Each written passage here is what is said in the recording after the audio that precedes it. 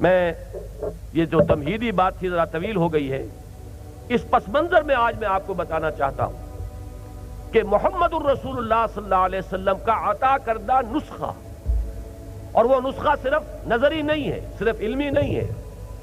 صرف کہیں لکھا ہوا نہیں ہے، وہ تو جیسے کہ کہا کسی نے کہ سبتست بر جرید عالم دوام ماں، وہ مجرب نسخہ ہے اور تاریخ انسانی میں ثبت ہے کہ حضور نے یہ کام کر کے دکھایا۔ دیکھیے حضور کے معجزات صلی اللہ علیہ وسلم، یہ ایک بڑی طویل بحث ہے۔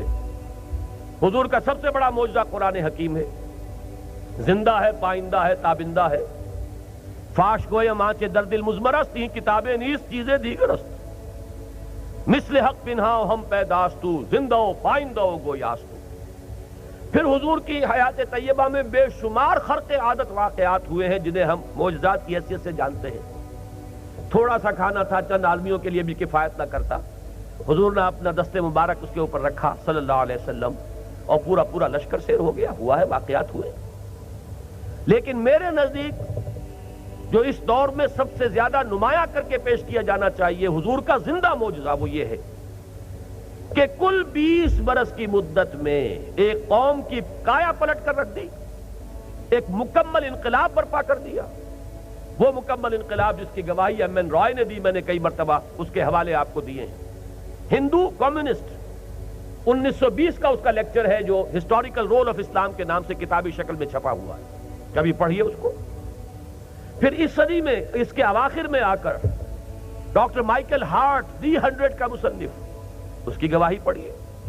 He is the only person supremely successful in both the religious and the secular fields۔ ایک عظیم انقلاب برپا کیا ہے۔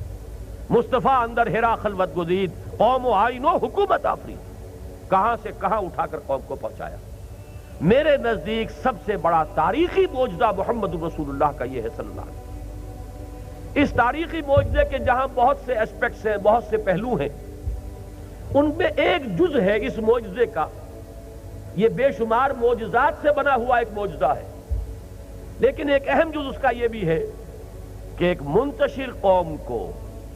ایک وہ قوم جسے قرآن نے نام دیا ہے قومن لدا، بڑی جھگڑالو قوم، جس کے بارے میں حالی نے کہا تھا اور بڑے خوبصورت الفاظ میں، سادہ الفاظ میں تعبیر کی ہے کہ کہیں پانی پینے پلانے پہ جھگڑا اور کہیں گھوڑا آگے بڑھانے پہ جھگڑا، اور جو جھگڑا شروع ہوا تو پھر وہ کبھی ختم نہیں ہوتا۔ نسلاً بعد نسل منتقل ہو رہی ہیں ایک نسل سے دوسری نسل کو عداوت اور دشمنی۔ اوس اور خزرج جو ہے 100 سال سے ان دو قبیلوں کے درمیان خانہ جنگی جاری تھی، جیسے کہ ہوتا ہے ہمارے ہاں ابھی بلوچستان میں آپ کو قبائل ملیں گے، تھوڑے تھوڑے عرصے کے بعد بگٹی اور بڑی قبائل کی یا کسی اور قبیلے کی آپس میں آپ کو معلوم ہو جاتا کہ پھر کچھ ہو گئی، اس لیے کہ وہ تو دلوں کے اندر ہے۔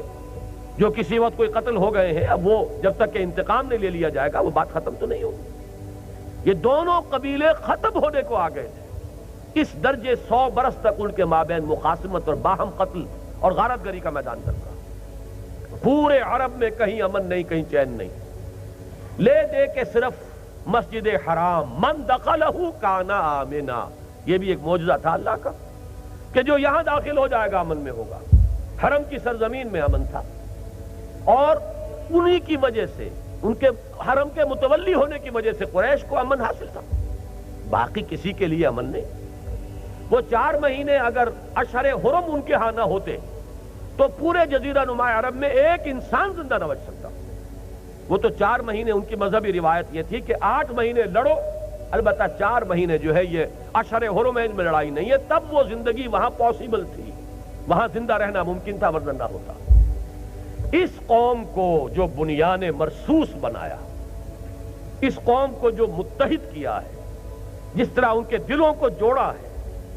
جس طریقے سے ان میں نظم پیدا کیا ہے، اس درجے کا نظم کہ اور خیر جنگ کے اندر تو ہوتا ہی ہے کہ صف بندی بھی ہو، اور کوئی کمانڈر ہے اور کوئی سپہ سالار ہے، اور کوئی مختلف جو جتھے ہیں، میمنہ ہے، میسرہ ہے، اس کا کوئی سپہ سالار ہے، وہاں تو ڈسپلن ہوتا ہے۔